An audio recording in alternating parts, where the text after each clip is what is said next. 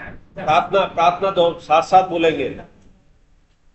मैं बोलूंगा, आप दोहराएंगे। नहीं है मेरा ये संसार, ना है ये मेरे लिए, सभी है कृष्ण के, तभी तो प्यारे हैं वे सदा। मेरे तो है कृष्ण केवल, दूसरा न कोई, जैसा भी हूं उन्हीं का हूं, शरण में हूं उनकी सदा, सुख दुख नहीं जग में, सिर्फ है परिस्थितियां, है सभी प्रसाद प्रभु की, लौ लगे कृष्ण से सदा। अब ये सब साथ साथ बोलेंगे। एक एक जो माइक है ना वाला, वो माइक माइक एक इधर दे दो, मोहित को दे दो, मोहित को। मत, तुम्हारी आवाज ऊपर रहेगी, हमारी कम रहेगी। श्लोक अच्छा बोलते, बोलो। सच्चिदानंद विश्व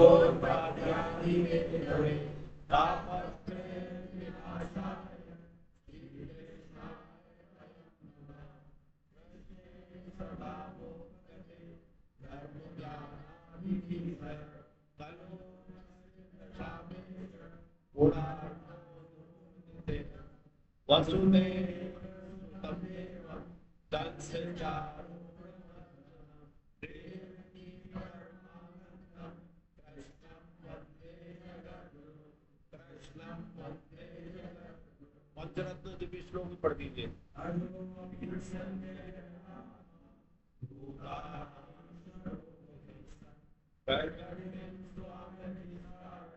धन्यवाद।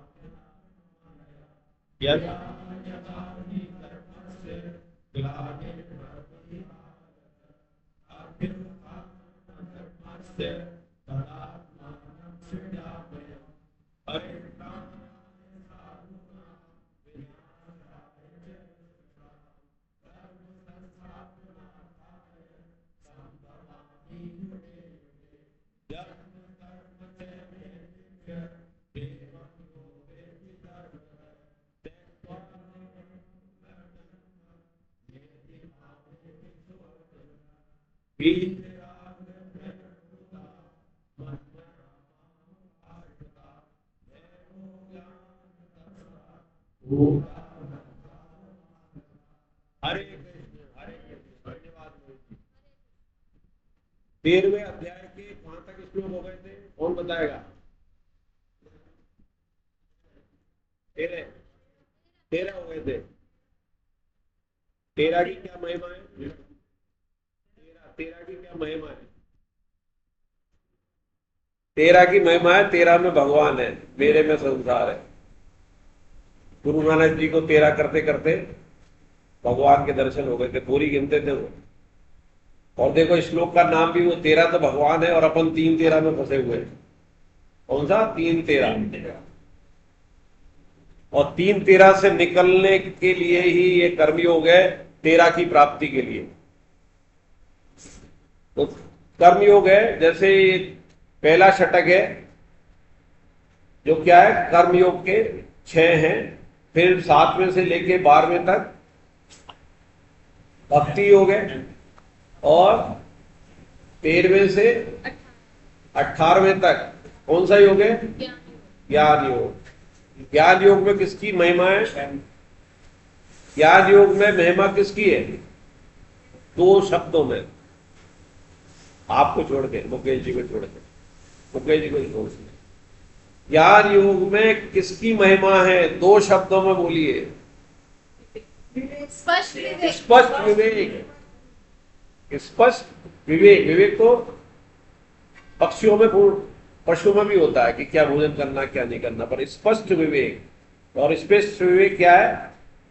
शरीर क्या है, शरीरी क्या है, मैं कौन हूं। तो कर्मयोग, जैसा इसको बुद्धि योग भी कहा है, एक निश्चयात्मक भी कहा है। एक निश्चयात्मक बुद्धि होने से ही कर्मयोग होता है। समता इसके अंदर मुख्य है। इसका जो शुरुआत होती है, शुरू में श्लोक देख लेते हैं कि अर्जुन शंका करते हैं कि अगर आप कर्म से बुद्धि को श्रेष्ठ मानते तो फिर केशव मुझे घोर कर्म में क्यों लगाते हैं?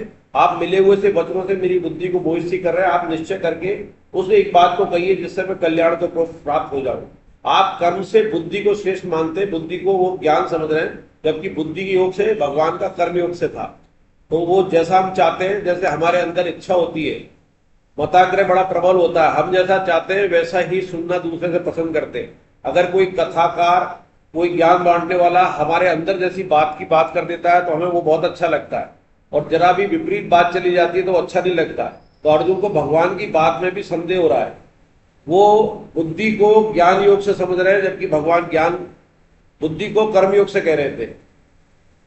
तो भगवान 3 श्लोकों में जो उत्तर देते हैं, हे निष्पाप अर्जुन, इस मनुष्य लोक में 2 प्रकार से होने वाली निष्ठा मेरे द्वारा पहले कही गई है। इनमें ज्ञानियों की निष्ठा ज्ञान योग से और योगियों की निष्ठा कर्म योग से होती है। मनुष्य ना तो कर्मों का आरंभ किए बिना निष्कर्मता का अनुभव करता है, न कर्मों के त्याग मात्र से सिद्धि को प्राप्त होती है। कोई भी मनुष्य किसी भी अवस्था में क्षण मात्र भी कर्म किए बिना नहीं रह सकता, क्योंकि प्रकृति के परवश हुए सब प्राणियों से प्रकृति जन्य गुण कर्म करवा लेती है। इसमें गुण से मतलब है जो 3 गुण होते हैं प्रकृति के, सतो रजो तमो, उसी के अंतर्गत हम 24 घंटे में तीनों गुणों के अंदर हम जीते हैं। जब रात को सोते हैं तो तमोगुण है, ऐसा नहीं है कि तमोगुण की आवश्यकता नहीं है, लेकिन शास्त्र वेद भगवान के द्वारा रचित तो जितनी आवश्यकता के अनुसार लिया जाए तो तमो के बिना फिर सतो नहीं उठेगा। अगर हम 6 घंटे की नींद नहीं लेंगे तो हम फिर कैसे अच्छा काम करेंगे? अच्छा काम नहीं करेंगे तो हमारा कर्मयोग सिद्ध नहीं होगा, कर्मयोग सिद्ध नहीं होगा तो हम दूसरे की भलाई नहीं कर पाएंगे, तो सतोगुण नहीं आएगा। और सतोगुण के अंदर भी हमारे अंदर अगर आलस आ गया तो इसका मतलब हम अपने शरीर को रेस्ट नहीं दे पाए। इसलिए गीता का जो योग है, कौन सा वाला, जो पतंजलि वाला योग है, वो जिसके अंदर तो उसके अंदर कहा जाता है कि आप ऐसे आसन लगाओ, ऐसे बैठो और ऐसे रखो, पर गीता के अंदर बहुत सरल तरीके से कहा है, जो आगे के अध्याय में आएगा, कि आप युक्त भोजन वाला हो, युक्त निद्रा वाला हो, सही आसन हो, यानी कि शरीर हमारा सही रहेगा, सही अवस्था में होगा, तभी हम अपने साधन में जा सकते हैं, साधन कर सकते हैं, साधना कर सकते हैं। तो योग गीता का जो साधन योग है, साधना वाला योग भी, वो हमारे लिए पूरी तरह तमो सतो कर्म से चलता है। तो अगर हम 6 घंटे की नींद दे रहे हैं तो तमोगुण में, सुबह उठते ही हमारे अच्छे विचार आते हैं, पूजा करने को मन करता है, सुबह ही सुबह घूमने जाते हैं, राम नाम करते हैं, सबसे ये क्या है, सतोगुण में रहते हैं। और दिन में फिर विश्वास अपन धंधे पानी में करते हैं, बिजनेस करते हैं, वो शरीर के लिए भी रहता है, परिवार के लिए भी रहता है, तब हम रजोगुणी हो जाते हैं। लेकिन तीनों गुणों में ध्यान रहे कि जो शास्त्र विहित है वैसे ही करें। कर्म रजोगुणी में ऐसा ना हो कि हम दूसरे को नुकसान पहुंचाएं अपने हित के लिए। दूसरे की सेवा करते हुए अगर कम करते हैं, वही हमारा भगवान से योग करा देता है, और अगर उसमें निष्कामता आ जाए तो हमारा इसी जन्म के अंदर मोक्ष दिला सकता है। तो और बिना कर्म के रह भी नहीं सकता कोई, ये भी लिखा है, बिना कर्म के नहीं रह सकता। ये आगे के देखेंगे, कर्म जीव मात्र करना ही है। तो इस पर शंका हो सकती है कि मनुष्य इंद्रियों की क्रियाओं को हठपूर्वक रोककर भी अपने को अपनी मान सकता है। इसका समाधान करने के लिए भगवान कहते हैं कि जो कर्म इंद्रियां अर्थात हमारी संपूर्ण इंद्रियों को हठपूर्वक रोककर, ये शब्द आया हठपूर्वक रोककर, अपने आप रुक रही है, तो वो योग में हो सकती है। हठपूर्वक, हठपूर्वक का इसका अर्थ लेना चाह रहे हैं भगवान की मन में इंद्रियों का विषय चिंतन करते हुए बैठता है। बाहर से तो उसने हठपूर्वक रोक लिया, पर अंदर वो विषय का चिंतन करते हुए, जैसे दूसरे अध्याय में आता है कि विषय का चिंतन करते, जैसे ही आपके अंदर विषय का चिंतन होगा, कामना पैदा होगी, कामना में आसक्ति होगी, आसक्ति उसमें अवरोध पैदा होगा, अवरोध होगा पैदा होगा तो क्रोध आएगा, क्रोध से मूर्ता आएगी, और मूर्ता से हम अधोगति में चले जाएंगे। तो ये इंद्रियों का अगर विषय चिंतन चल रहा है, बाहर से हमने हठपूर्वक रोक रखा है, तो अनुकूल परिस्थितियां जब भी आएंगी, वो इंद्रियां उस विषय में इन्वॉल्व होकर हमारा पतन करा सकती है। तो वे मूढ़ बुद्धि वाला मनुष्य मिथ्याचारी यानी मिथ्या आचरण करने वाला कहा जाता है, जो केवल बाहर से तो दिख रहा है सात्विकता वाला, सतोगुणी दिख रहा है, पर अंदर अंदर उसके विषयों में चिंतन चल रहा है, इंद्रियां उसके विषयों में लगी हुई हैं। तो वो केवल बाहर के आडंबर में है, या समाज के डर से, या भगवान के डर से बाहर कर रहा है, लेकिन मौका आते ही उसकी इंद्रियां उसको कभी भी पतन करा देंगी। जैसे आया था ना कि वो नाव जो है जैसे वायु को हर लेती है, उस तरह हमारी कामना हर लेती है। तो कर्मयोग और सांख्य दोनों की दृष्टि से कर्मों का त्याग अनावश्यक है। तो भगवान ये कहना चाह रहे हैं कि कर्मों का त्याग नहीं करना है, कर्मों का त्याग नहीं करना है, पर उसमें निष्कामता लानी है, उस पर फल इच्छा नहीं करनी है, आसक्ति कर्मों की नहीं करनी है। कर्म के बिना हम रह ही नहीं सकते, और कर्म किए बिना त्याग का अनुभव भी नहीं होगा। कर्म पहले करेंगे तभी तो त्याग का अनुभव होगा। कर्म हमने किए ही नहीं, तो भोग, कर्म के भोग का नहीं करना है, भोग करते हुए भी त्याग की तरफ जाना है। एक होता है कर्मों का भोग भोग भोग भोग, और एक होगा त्याग पूर्वक भोग। ये बहुत उच्च अवस्था है कि मन में पहले ही त्याग रहे, पर जो इंद्रियां इंद्रियों में रमण करती हैं, जो शरीर की आवश्यकता है उसके पूर्ति के लिए हम उसमें करना तो पड़े, लेकिन आसक्त नहीं है, उसमें हमारी कामना नहीं हो, दोबारा इच्छा नहीं हो, मोह नहीं हो, तो वो हमारी उन्नति करा देगा। तो वो त्याग पूर्वक भोग। लेकिन त्याग पूर्वक भोग भी बहुत मुश्किल अवस्था है, हर किसी के नहीं आता है, क्योंकि हमारे हजारों करोड़ों वर्षों से भोग के कारण ही तो हम यहाँ पैदा हुए, कर्म बंधन हुआ है, और जाने कितनी लाख योनियों के बाद यहाँ आए, 84 लाख में आए, या भगवान की कृपा से कुछ लाख के बाद ही भगवान ने हमें मनुष्य रूप दे दिया है, कोई भरोसा नहीं है, या पिछले जन्म में भी मनुष्य थे। तो भोग का भोग करते हुए त्याग हर इंद्री का इसी जन्म में हो जाए, ये तीसरी अवस्था है। तीसरी अवस्था हमारे लिए है कि भोग का तो भोग करें, पर भोग करने के बाद उससे अनिच्छा हो जाए, आसक्ति न हो। अभी खेमका जी हमारे एक बहुत बड़े आचार्य हैं, वृंदावन में निवास करते हैं, और भ्रमण गए, उनसे मेरा व्हाट्सएप पे तो होता रही है, वृंदावन गया तो वहां पति पत्नी दोनों रहते, छड़ी लेके चलते, एक श्लोक से पूरी गीता घुमा देते हैं। तो उन्होंने अपनी क्लास में कहा, मैं हालांकि उनकी क्लास में नहीं हूं, तो मुझे पता पड़ा जो उन्होंने शब्द इस्तेमाल किया, आसक्ति। आसक्ति कहते हैं, आसक्ति से कामना पैदा होती है, मोह पैदा होता है। तो आसक्ति का उन्होंने बहुत अच्छा विश्लेषण किया कि आसक्ति क्या है, जो आ शक्ति है पर जा शक्ति नहीं, और जा शक्ति के लिए हमें सहारे की जरूरत है, सहारा भगवान की कृपा का, और वो गीता जी के जरिए, और गीता पढ़ने के साथ साथ गीता प्रचार के जरिए। अगर आपने परिवार में, आप अकेले हो गीता परिवार में, अगर आपका परिवार 10 हो गया, 100 हो गया, 500 हो गया, तो वो आप ही की ताकत है। आपके साथ पढ़ने वाले और पढ़ते जा रहे हैं, तो वो आपका परिवार की बढ़ोतरी हो रही है, और अच्छे परिवार की बढ़ोतरी होना, वो भी किसकी, भगवान की। आप भगवान की तरफ बोल रहे हो, तो इससे बढ़िया और क्या हो सकता है। तो मिथ्या आचरण वाला कहता है, तो हे अर्जुन, जो मनुष्य मन से इंद्रियों पर नियंत्रण करके आसक्ति रहित होकर, एक तो पहले जो बताया उसमें बताया था कि इंद्रिया अंदर विचरण करे विषयों में, और बाहर से अपना रोक लगा ले कर्मों पे, तो वो तो मिथ्याचारी का है। लेकिन जो इसके विपरीत, परंतु हे अर्जुन, जो मनुष्य मन से इंद्रियों पर नियंत्रण करके, यानी कि इंद्रियों का नियंत्रण किससे होगा, मन से, और मन का ऊपर कौन है, बुद्धि, और बुद्धि के ऊपर कौन है, विवेक। तो मन से इंद्रियों पर नियंत्रण करके आसक्ति रहित होकर, यानी कि निष्कामता आ जाए। जब आसक्ति रहित होंगे तो निष्काम होंगे, कामने से तो आसक्ति बढ़ती है।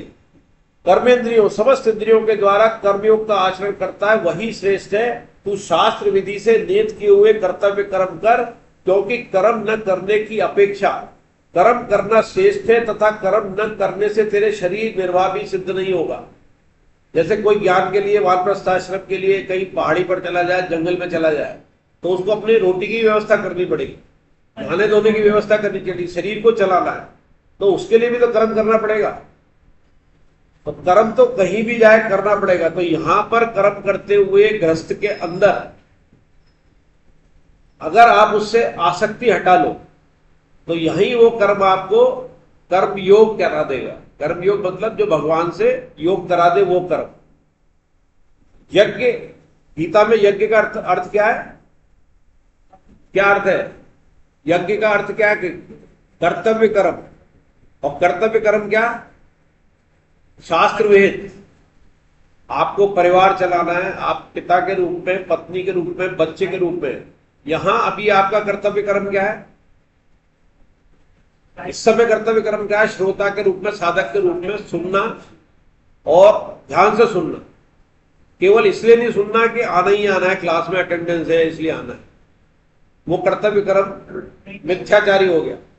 शक्ल दिखाने के लिए यहां बैठे हैं, लेकिन मन कहीं और जा रहा है कि यहां 2 घंटे बैठ लें और कहीं भी बैठते आ जाएं, या अटेंडेंस भी लग जाएगी, गीता साधक भी कहला जाएंगे, सबकी निगाह में आ जाएंगे कि हम गीता पढ़ रहे हैं।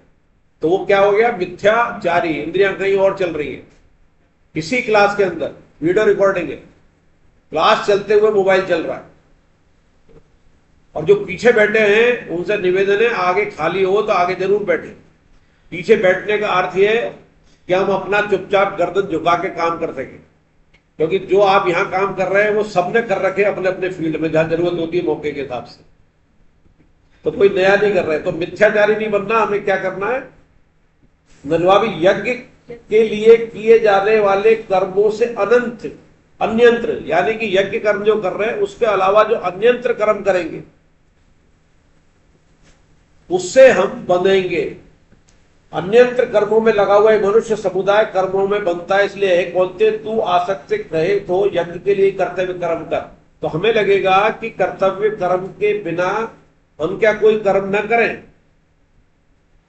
इस लाइन से तो ऐसा लगता है कि केवल आपको कर्तव्य कर्म करना है, अन्यंत्र आप जो भी करोगे वो बंधनकारी है, इससे ऐसा लग रहा है। क्या ये सत्य है? है तो सत्य, लेकिन हमारी समझ से सत्य नहीं लग रहा है। भगवान की समझ से सत्य है। तो हमारी समझ में और भगवान की समझ में अंतर क्यों आ रहा है? क्योंकि हमारा जो अनंत कर्म जो हो रहा है वो कामना से हो रहा है। हम यज्ञ भी कोई करा रहे हैं या कथा भी करा रहे हैं तो उसमें हमारी कामना है, और भगवान ने कहा है कि कामना से रह के आगे भी आएगा कि कोई भी योगी तपस्वी भी अगर कामना से है तो वो कर्मयोगी के सामने कुछ भी नहीं है। कर्मयोगी श्रेष्ठ उसमें आएगा आगे। तो हमारा जो दूसरे के लिए अन्यंत्र कर्म होगा, जो अपने कर्तव्य कर्म के अलावा होगा, वो हमारा स्वार्थ वाला होगा, उसमें कामना वाला होगा, मान अपमान वाला होगा। मुझे मान मिले, इसके कारण मेरी समाज में वैल्यू हो जाए, मुझे अच्छा समझा जाए, तो वो भी बंधनकारी है। वो आपको बहुत अच्छे जिंदगी भर करते रहोगे तो स्वर्ग के तक ले जा सकता है, उससे आगे नहीं ले जा सकता। जैसे अभी मिसाइलें चल रही है ना, तो सबकी अलग अलग रेंज है। तो इसकी रेंज जो है वो 2-2.5 किलोमीटर है, पाकिस्तान के उस कोने तक नहीं पहुंचेगी। उसकी मिसाइलें तो हमारे कोटा तक भी नहीं आ पा रही थी, बीच में उड़ रही थी। तो ये मिसाइल ही मान लो कि आपका जो कर्तव्य कर्म है वो तो सीधे निष्काम भाव से ब्रह्मलोक तक पहुंचा रहा है। ब्रह्म नहीं बल्कि वैकुंठ लोक तक भी पहुंचा रहा है, भगवान से आखिरी में प्रेम हो जाए। और जो मिसाइलें हैं वो आपको पितृलोक पहुंचा देंगी, स्वर्ग लोक पहुंचा देंगी, और फिर वहां पर वो मिसाइल नष्ट भ्रष्ट होकर, यानी कि अपना जो पुण्य वो खत्म करके फिर धूल मिट्टी की तरह फिर संसार में आ जाएंगी। क्यों सर? मिसाइलों से आज के परिप्रेक्ष्य में तो मिसाइल ही याद आ रही है उन श्लोकों में। तो वो जो मिसाइल आपकी वैकुंठ लोक तक पहुंचा दे वो कौन सी है? अन्यंत्र कर्म करते हुए भी। आपने अपना कर्तव्य कर्म निष्काम भाव से कर दिया, ये वाला पार्ट तो हो गया, लेकिन अब दूसरा जो अन्यंत्र कर्म है, क्योंकि कर्म के बिना हम रह नहीं सकते, रजोगुणी कर्म जब करने ही करने, तो वो अन्यंत्र कर्म कहां ले जाए, क्या करें उसके लिए? तो जवाब मुकेश कक्कड़ जी आपके लायक है सवाल। अन्यंत्र कर्म ऐसा कौन सा करे कि जो कर्तव्य कर्म के समकक्ष हो, बल्कि उससे भी ऊपर उठ जाए? वो ऐसा कौन सा कर्म है अन्यंत्र कर्म? वो तो दोनों मिलकर करा देगा। लेकिन संसार में रहते प्रेम तो आपका हुआ भक्ति योग में चले गए। अभी कर्मयोग की बात हो रही है। भगवान से प्रेम तो भक्ति योग हो गया, परायण पहुंच गया, आप तो सीधे 15वें और 18वें अध्याय पे पहुंच गए। इसी अध्याय में लोक संग्रह शब्द आया है। लोक संग्रह, लोक संग्रह का 2 संग्रह होंगे। जो हम अपने लिए कर्म करेंगे कर्तव्य कर्म के अलावा, बैंक में पैसा जमा कराना, 1 गाड़ी के अलावा 5 गाड़ी खरीदना, या ये वाली गाड़ी तो पुराना मॉडल हो गया, पूरी वाली आई है पड़ोसी की 25 लाख की, 28 की आ गई, मैं 40 लाख की खरीदूं, वो नहीं। वो हो गया भोग संग्रह। और लोक संग्रह मतलब लोक के लिए, लोक मतलब दुनिया के लिए, दुनिया के लिए संग्रह करना, दुनिया के लिए कर्म करना जो उसके काम आए। आप सेवा में लगा देना, उसमें भी फिर निष्कामता, मैंने नहीं किया, करवा दिया। तो लोक संग्रह, अन्यंत्र कर्म अगर लोक संग्रह के लिए होंगे तो वो बंधनकारी नहीं होंगे। लोक संग्रह वही कहलाएगा उसको, उसका कि स्वामी जी कहते हैं कि लोक संग्रह के लिए कर्म का जो आरंभ कहलाता है वो आरंभ नहीं कहलाता। आपके कर्तव्य कर्म के लिए जो कर्म का आरंभ है, कोई भी आप कर्म करोगे, पहले संकल्प करोगे, फिर आप उस कर्म को करोगे तो आरंभ तो होगा। तो सारे कर्मों के आरंभ बंधनकारी होते हैं, बशर्ते वो आप कर्तव्य कर्म वाले हो निष्कामता के और लोक संग्रह वाले हो, तो उनको फिर आरंभ नहीं कहा जाता, वो निष्कामी हो जाते। गीता प्रचार भी कर रहे हैं तो उसमें भी शब्द आया है 18/68 में और 68/69 में। उसमें क्या शब्द आया? देखो वो शब्द बहुत इंपॉर्टेंट है। गीता प्रचार करके भी आपका उद्धार नहीं होगा। 18/68 की पहली लाइन देखो, मुझ में पराभक्ति करके इस परम गोपनीय संवाद को मेरे भक्तों में कहेगा वह मुझे ही प्राप्त होगा। पराभक्ति का मतलब है कि भगवान को अर्पण करते हुए गीता को करना है, न कि मेरे को अर्पण करते हुए कि मैं गीता प्रचार कर रहा हूं, मैंने इतने कर लिए, मुझे प्राइज मिले, मेरा नाम हो, मैंने 50-100 जुड़ा दिए, उस उद्देश्य नहीं। पराभक्ति करके करेगा तो गीता प्रचार भी आपको भगवान तक पहुंचा देगा और भगवान के प्रियता को प्राप्त कर लोगे। इसलिए है कहते तू आसक्ति रहित होकर यज्ञ के लिए ही कर्तव्य कर्म कर। यज्ञ मतलब कर्तव्य कर्म ही। फिर 10वें-11वें में कहा प्रजापति ब्रह्मा जी सृष्टि के आदि काल में कर्तव्य कर्मों के विधान से प्रजा की रचना करके मनुष्यों से कहा कि तुम लोग इस कर्तव्य के द्वारा सबकी वृद्धि करो और ये कर्तव्य कर्म के यज्ञ तुम लोगों के कर्तव्य पालन की आवश्यक सामग्री प्रदान करने वाले हो। इस अपने कर्तव्य कर्म के द्वारा तुम लोग देवताओं को उन्नत करो और देवता लोग अपने कर्तव्य के द्वारा तुम लोगों को उन्नत करें। इस प्रकार एक दूसरे को उन्नत करते हुए तुम लोग परम कल्याण को प्राप्त हो जाओगे। तो अपना कर्तव्य कर्म हम करते जाए। तो ब्रह्मा जी ने पहले ही जो सृष्टि बनाई थी उसमें ये निश्चित कर दिया गया तो जो अपना कर्तव्य कर्म करेगा उसकी दूसरी पूर्ति करेगा, उसके ऊपर दूसरी पूर्ति करेगा। तो देवता भी बाध्य हैं अगर हम अपना कर्तव्य कर्म करें, मनोकामना के लिए उनका पूजन करें, वो नहीं। आप उनकी पूजा कर सकते हैं लेकिन कामना उनसे नहीं करनी, वो आगे के अध्याय में आएगा, अभी उसको नहीं बोलते। तो वो बाध्य है देवता भी अगर हम अपना कर्तव्य कर्म कर रहे हैं। और देवता को कौन देता है वो आगे के श्लोक में आएगा, उसको भी भगवान देते हैं। तो ये सृष्टि रचना है, सृष्टि चक्र के मूल में है। 12वें-13वें श्लोक में भगवान कहते हैं यज्ञ से पुष्ट हुए देवता भी तुम लोगों को बिना मांगे ही, बहुत इंपॉर्टेंट लाइन है, बिना मांगे ही, जो भी मैं कह रहा था पहले, उनसे हमें मांगने की जरूरत नहीं है। अपना कर्तव्य कर्म करते ही जो हमारी जरूरत है देवता उसे बिना मांगे ही कर्तव्य पालन की आवश्यक सामग्री देते रहेंगे।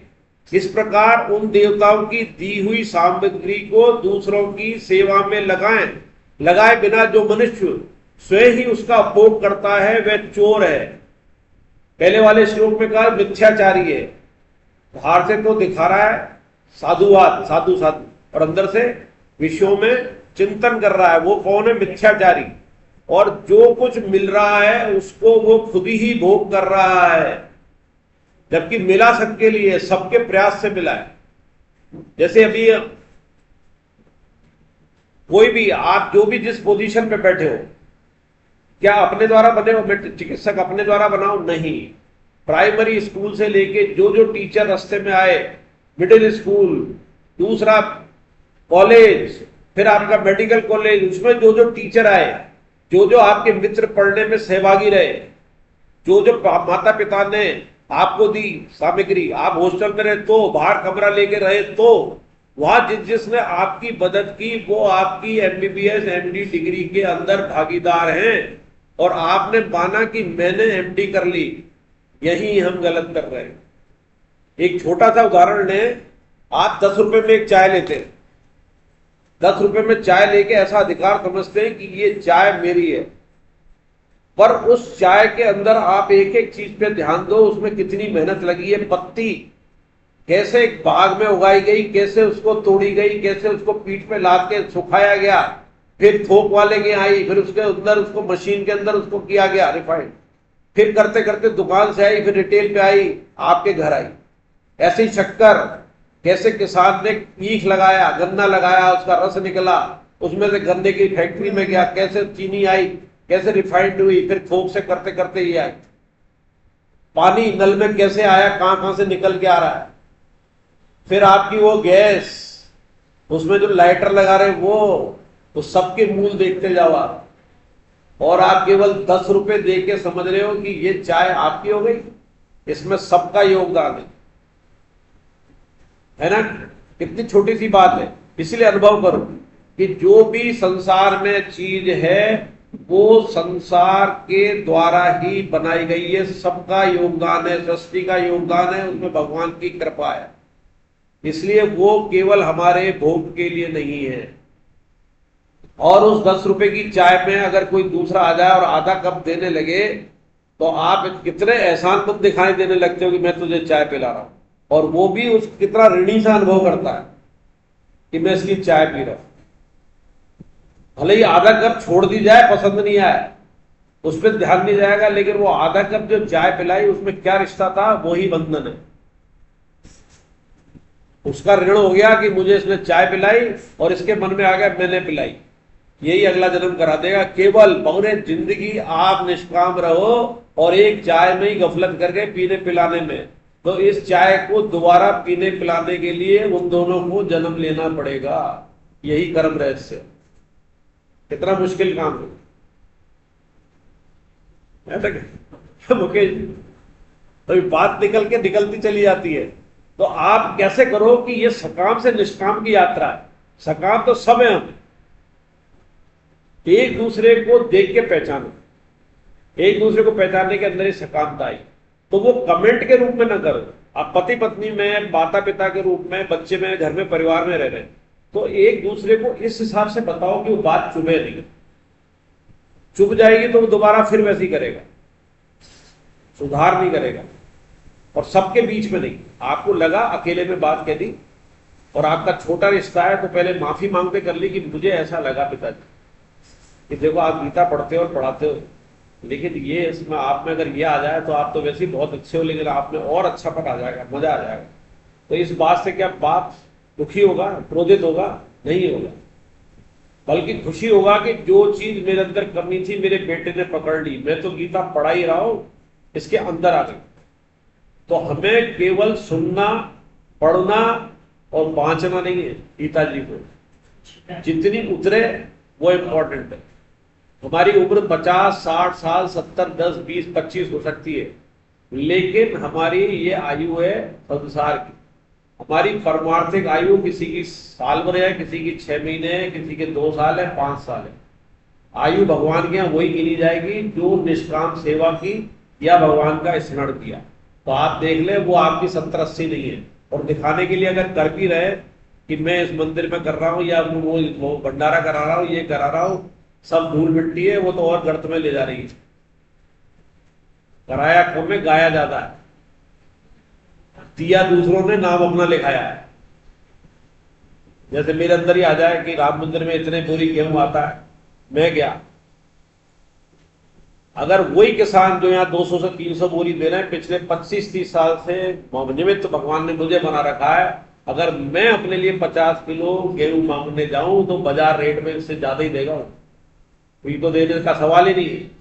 और यहाँ राम मंदिर का क्या है कि अगर वो भूल भी जाता है गेहूं देना, ये इस परिप्रेक्ष्य में कह रहा हूं कि राम मंदिर में किसानों से गेहूं आता है हमारे 200 से 300 क्विंटल, तो वो भगवान को दे रहा है, उसका रिश्ता भगवान से। हमें निमित्त बनाया तो हम निमित्त ही बने रहे। अपने आप को निमित्त कहना भी एक सूक्ष्म अहंकार है। अगर कोई कह दे कि तुमको भगवान ने निमित्त बना दिया है पढ़ाने के लिए, पढ़ने के लिए, बोले यार ये काम तो वो गधे से भी करा सकता था, पर वो वाला गधा उसने मुझे ही चुना, ये लाइन जोड़ दो। वो वाला गधा उसने मुझे ही चुना, तो वो आगे भूलेगा नहीं। तो वो इस सांप का बार बार बोल के अहम पोषण कराते, अहम पोषण कराएगा वो। उसको कई तरह से अहम पोषण हो सकता है। आपको गिफ्ट देके हो रहा है, आपको दूसरे तरह की तारीफ करके हो रहा है, लेकिन आपके ये पारमार्थिक भागवत का अहम पोषण सबसे ज्यादा खराब है। अच्छे अच्छे संत जो है व्यास पीठ पे बैठते बैठते ब्रह्म की जय के अहम को प्राप्त हो जाते हैं। तो इससे बहुत सावधानी बरतनी है। और एक दूसरे से हम जो यहाँ आए ये सत्संग ही है। सत्संग के अंदर हमें महसूस होता है, मुझे कह रहा हूं तो मुझे अपने अंदर महसूस हो रहा है कि हाँ मैं कह तो रहा हूं लेकिन अंदर मेरे अंदर है ये, और अपने को सुनने से महसूस हो रहा है कि हाँ बात तो सही कही, तो है ना जोरदार बात। तो खाली गीता के श्लोक अपन घर पे पढ़ ले तो मजा नहीं आएगा, लेकिन उसको अपने जीवन से मोड़ते चलेंगे, इसलिए ये क्लास बहुत इंपॉर्टेंट होती है। तो यज्ञ से पुष्ट हुए देवता भी तुम लोगों को कर्तव्य पालन की आवश्यक सामग्री देते रहेंगे। इस प्रकार उन देवताओं की दी हुई सामग्री को दूसरों की सेवा में लगाए बिना जो मनुष्य स्वयं उसका उपयोग करता है वह चोर है। चोर कह दिया। यज्ञ शेष मतलब जो आपने सेवा में लगा दिया उसके बाद जो अनुभव होता है। यज्ञ मतलब कर्तव्य कर्म में आपने सेवा की दूसरे के लिए, उसमें बचेगा तो सही। यज्ञ भी होता है तो उसमें यज्ञ शेष कहलाता है। तो यज्ञ शेष का अनुभव करने वाले श्रेष्ठ मनुष्य संपूर्ण पापों से मुक्त हो जाते हैं, परंतु जो केवल अपने लिए ही पकाते अर्थात कर्म करते हैं वे पापी लोग तो पाप का ही भक्षण करते हैं। केवल अपना कमा के अपने लिए खाना क्या है, पाप के लिए भक्षण। समाज के हिसाब से तो बहुत बुरी बात लग रही है यार, मैं तो अपना कमा रहा हूं खा रहा हूं, ये भगवान बीच में ये पाप का ले आए कि अपना ही खा रहा हूं, मेहनत कर रहा हूं, ईमानदारी से कमा रहा हूं, 10 जगह सुन रहा हूं और फिर भी मैं पाप का भक्षण कर रहा हूं।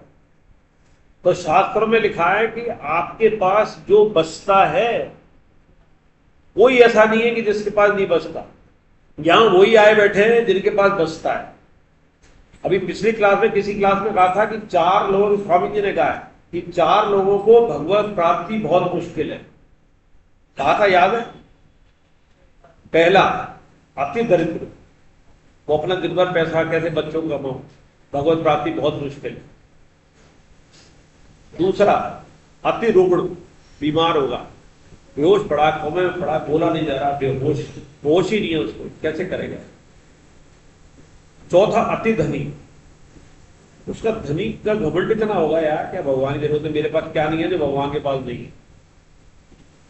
और चौथा अति ज्ञानी, ये सबसे खतरनाक है। वो क्या मेरे पास तो सभी है यार, क्या गीता पढ़ू, गीता की बात कर रहे हैं, मैंने तो वेद पढ़ ली, वेदांत पढ़ लिए, रामचरितमानस पढ़ ली, सवाल पूछो मेरे तो सवाल बहुत क्लियर है उनके। और जब तक भगवान की भक्ति प्रेम रूप न हो, श्रद्धा विश्वास तगड़ा न हो तो सब बेकार है। राजेंद्र दास जी की तो कथा में था, किसी और संत की कथा में सुना था कि एक संत कथा करते और एक ग्वालिन आती, वृंदावन की कथा है, और जमुना पार करके आती, नाव देखती, वो कथा में सुन लिया कि भगवान जो है भवसागर पार करा देते, भवसागर करा देते, और वो लौट रही छाछ वाछ बेच के, तो नाव नहीं हुई, शाम हो गई, तो उसने कहा यार राधे राधे करोगे तो भवसागर पार हो जाएगा, कथा में कहा है। तो उसने करी आंख बंद और राधे राधे राधे बोलना चालू किया, और वो पाँव रखती की डूबी नहीं, पहुंच गई पार। तो अगले दिन पंडित जी की बात पहुंच गई। पंडित जी, वाह आपने तो कमाल कर दिया, आप बहुत सही कहते हो, आप तो अब पहुंच जी। वाचक थे भक्त, अंदर से तो थे नहीं, तो क्या कमाने के लिए करते थे। बोले चलो मेरे घर आप, इस बार मैं आपको खीर खिलाऊंगी और प्रसाद आज मेरे घर पे। तो पंडित जी के चला, वहां नाव नहीं, तो पंडित जी का नाव नहीं, अरे पंडित जी नाव नहीं तो क्या हुआ, भगवान का राधे राधे तो आपको भवसागर पार कर देता, चलो। तो वो तो चल दी, राधे राधे लेकर वो देगा पंडित जी, वो तो पार हो गया। पंडित जी के दिमाग में आंख बंद करी, भगवान डूब नहीं जाऊं, अरे डूब नहीं जाऊं, राधे राधे बचा लेना, डूब जाऊं तो, और डूब गए पंडित जी।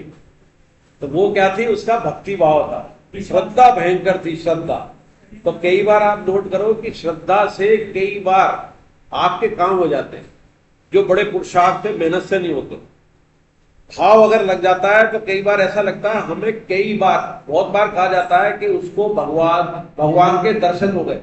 हमको भी कभी कभी कई बार भगवान के दर्शन हुए हैं और उसको अनुभव भी किया है, पर क्षण में होते हैं, आंसू भी आ जाते हैं, लेकिन हम उसको मेंटेन नहीं कर पाते, संसार में आते ही भूल जाते हैं। लेकिन जब उसकी लीला देखते, सुनते, करते और अपने साथ देखते कि मैं हूं क्या और क्या बना दिया उसने, जब इसका अनुभव करते हैं तो वो दर्शन ही है भगवान के। और जिस दिन भगवान के सपने आपको आने लग जाएं, भगवान के धाम आने लग जाएं, तो समझना भगवत प्राप्ति हो रही है। अभी आपको सपने दूसरे आते होंगे तो वो अंदर घुसा नहीं है अंतःकरण में। सपने भी अंतःकरण तक ही सीमित है, भगवान इसके ऊपर है। लेकिन सपने की शुरुआत मान सकते हैं कि आपके अंतःकरण तक पहुंच गया। तो श्री कृष्ण षष्ठी के मूल में अब इसमें ये 5 यज्ञ बताए। 5 यज्ञ क्या है? भूत यज्ञ, पितृयज्ञ, ऋषि यज्ञ, मनुष्य यज्ञ, देव यज्ञ। ये 5 यज्ञ कैसे हो सकते हैं हमारे रोज के कर्मों में? तो भूत यज्ञ क्या है? भूत मतलब जो ये 5 भूत है, तो उसके अंदर प्राणी मात्र के लिए आहार देना, जैसे कुत्ते, बिल्ली, चींटी, ये जितने भी जीव हैं वो हम पे ही निर्भर है। आप देखें कोई भी जीव है, कोई भी, चाहे वो हमारे हानिकारक वाला हो या हमें लाभ पहुंचाने वाला हो, पालतू हो, जंगली है, वो मनुष्य पर ही जिंदा है। अगर जंगल में जंगली जानवर रह रहे हैं तो मनुष्य के ही जंगल है, उन जंगल को न काटा जाए तो ये मनुष्य की कृपा हो गई, कुछ निषेधात्मक, कुछ करने से। और गाय पाल ली हमने, पाल लिए, घर में पशु पक्षी पाल लिए, उनको दे रहे हैं तो उनको दे रहे हैं। पहले के जमाने में और आज भी जो पुराने बुजुर्ग हैं, घर की पहली रोटी किसके लिए निकालते थे? गाय की, और बचे हुए कुत्ते की। और यहां जो संत आए थे, विश्व स्वरूप ब्रह्मचारी जी, उन्होंने इस बात पे कहा था कि दूध के लिए कहते दूध का नष्ट कर रहे हैं। अरे हमारे पास तो पीने के लिए प्रचुर मात्रा में है, तो वो जो जा रहा है नालियों में, वो नालियों में नहीं जा रहा है, नाली में भी तो कीड़े मकोड़े रहते हैं, उन्हें भी दूध पीने का हक है। आपने जो झूठा भोजन छोड़ दिया उसमें 2 मत है कि छोड़ना नहीं चाहिए, और एक दूसरा मत कहता है छोड़ देना चाहिए थोड़ा सा। वो कैसे? क्या जो बाहर जाएगा तो उसमें कोई कुत्ता बिल्ली खाएगा, नालियों में जाएगा कीड़े मकोड़े खाएंगे, और नहीं तो खाद बन जाएगी। वनस्पत वो नहीं हो प्लास्टिक वाला, आपके पुराने वाले 2 पत्तल होंगे, खाद बन जाएगी, जमीन में जाएगा। तो ये आहार देना, प्राणियों को देना, ये क्या है?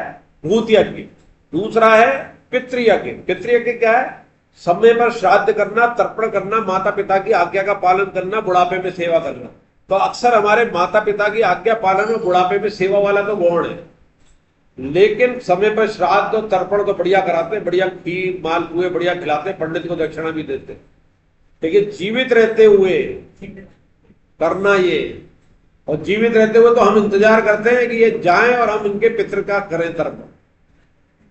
ये मानसिकता तब जबकि हम उनसे लाभ मिलना बंद हो रहा हो, नहीं मिल रहा हो। हाँ, उनकी पेंशन अगर 1 लाख आ रही है और हमारी टोटल इनकम 3 बच्चों की भी उनकी 1 लाख नहीं है, तो उनको जिंदा रखने का पूरा प्रयास करते हैं। गांव के अंदर जब मैं नौकरी करता था, उनने कहा साहब अभी साहब ये बचा लेना इनको, 6 महीने बचा लो। मैंने 6 महीने क्या आया, इनकी तो पेंशन भी नहीं आ रही है, 6 महीने क्यों बचाना पड़ता? अरे साहब अभी पैसा नहीं है, इनका वो जो नुकता करना पड़ेगा, नुकता उसमें ₹1,00,000, उस समय ₹1,00,000 कितनी बोरी करना पड़ेगा। गांव का मैं सरपंच हूं, पूरे सारे गांव को जिमाना पड़ेगा, इसीलिए जिंदा रखना चाहते हैं कि मेरे ₹1,00,000 कहां से लाऊंगा मैं। तो ये पितृयज्ञ के अंदर जो हमारे अंदर जो अंदर अंश हमारे खराब हो रहे हैं, अपवित्र आती है। ऋषि यज्ञ। ऋषि यज्ञ क्या है? ब्रह्म यज्ञ। जो अमन रामचरितमानस पढ़ रहे हैं या भी गीता पढ़ रहे हैं, ये ऋषि यज्ञ, खुद भी पढ़ेंगे, स्वाध्याय करेंगे, तो वो ऋषि यज्ञ हो गया। पर ये निरंतर होना चाहिए। जैसे ये साप्ताहिक क्लास हो गई, लेकिन अगर आप 1 पेज रोज पढ़े, भले ही आपका जो नए साधक है उन्हें तो पढ़ना ही चाहिए, पुराने साधक को भी पहले पेज से रोज 1-2 पेज पढ़ते रहने चाहिए, उससे कंटिन्यूटी बढ़ी रहेगी और आपका एग्जाम में भी निखार आएगा, एग्जाम में नंबर अच्छे आएंगे। एकदम 3 दिन की तैयारी करें तो नंबर नहीं आएंगे, लेकिन आपका अब ये हो तो आपको उत्तर भी निकलेंगे आपके बीच बीच में। विवेचन सत्र किसने अटेंड किया था? संतोष जी का विवेचन सत्र, हाँ आपने तो किया था, और बाकी ने क्यों नहीं किया? विवेचन सत्र करने का बहुत इंपॉर्टेंस है। संतोष जी मतलब लाइब्रेरी है पूरे, आप उनसे कोई सवाल पूछ लो कहां से कहां ले जाएंगे वो, और इतना स्पष्ट जवाब आता है। तो विवेचन सत्र 2 हुए अभी, तीसरा अध्याय खत्म हो योगा, आपको लिंक भेजा गया है। वो 7 से 8 में क्या है, आपका 2 दिन पहले आ जाता है लिंक। आपका पहले से प्रोग्राम बना लो, कितनी बिजी हो कि 6:45। अब जैसे हमारे पास पेशेंट थे तो 6:45 तक मैंने पेशेंट रख लिए, फिर 8:15 का टाइम दे दिया, मरीज उसके साथ आ जाएगा। आप भी दूसरे थे 8 बजे तक का, 7 से 8 का, भैया 7 से 8 बताना मेरे घर पे, 8 सवा 8 आ जाना, सत्कार करूंगा। या तो घर पे किसी के जाना है भाई 8:30 आ जाऊंगा मैं, या मैं आ जाऊंगा 5 बजे पर 6:30 निकल लूंगा। तो आप कर सकते हैं व्यवस्था, आप जब पूरी दुनिया से निकल जाएंगे, दुनिया से तब भी तो काम होंगे, तब तो 24 घंटे होंगे। अभी आपको लगता है उसे 1 घंटे, वो 1 घंटा, और वो खासकर गीता जी का हो तो बहुत भारी लगता है। ठीक है, तो ये हो गया। तो आप अगली बार संख्या हाथ फिर पूछे जाएंगे तीसरे अध्याय के बाद, तीसरा विवेचन सत्र। और संतोष जी से अगर लगे कोई सवाल, पहले तो यहां कर लेना, अगर यहां उत्तर नहीं मिला तो मैं संतोष जी से पूछता हूं, कई बार पूछा है, वो उसका जवाब देते तुरंत, उनका रिकॉर्डिंग में आ जाता, मेरे पास मौजूद रहते। तो आपने पूछा कोई अच्छा सवाल तो वाहवाही भी होगी, बढ़िया उत्तर मिलेगा, 500,000 आदमी बैठे होते हैं, सबका भला होता है। आप थे इस बार में ना, हम तो, मैं तो नियम में मेरा कोई ऐसा सत्र नहीं है तो सवाल नहीं पूछा हो। और वो देखते हैं, वो देखते हैं इनने क्यों नहीं पूछा, और बहुत खुश होते हैं, सबसे पहले कर भी देते और वाहवाही कहते बहुत अच्छा सवाल है, भले उन्हें अच्छा न लगे, शायद मुझे खुश करने के लिए कह देते हो। तो वो तो आपका ऋषि यज्ञ, तो ये भी उसी में शामिल है। आप गीता पढ़ रहे हो तो गीता की पूरी नियम से चलो, जिस अपन संस्था में उसके नियम से चले। देव यज्ञ, देव यज्ञ मतलब सूर्य भगवान देवता है। आप आगे आ जाओ, आगे सीटें खाली है। तो सूर्य भगवान को हम अर्घ देते हैं, कोई भी देवता की पूजा करते हैं, चंद्र देवता की करते हैं, एकादशी मनाते हैं, मावस करते हैं, पूर्णमासी मनाते हैं, वो क्या है, देवता के जरिए। तो उसको तो वो क्या हो गया, देव यज्ञ। और मनुष्य यज्ञ क्या हुआ, अतिथि सत्कार। और इसमें अगर एक छठा यज्ञ जोड़ लिया जाए, भगवान के लिए यज्ञ करना, तो क्या हो गया, गीता प्रचार। ये छठा यज्ञ हो गया, मनुष्य यज्ञ में भी शामिल हो सकता है। अतिथि सत्कार, सबसे बड़ा सत्कार वही होगा कि उसे गीता जी से जोड़ दिया जाए। तो जिसको हमने भगवान का अतिथि बना दिया, उससे बड़ा अतिथि सत्कार क्या होगा। तो सृष्टि, अब इसके बाद ये आज से ये अभी तक का रिवीजन था। अब 14-15 कौन पढ़ेगा, हाथ खड़ा कर।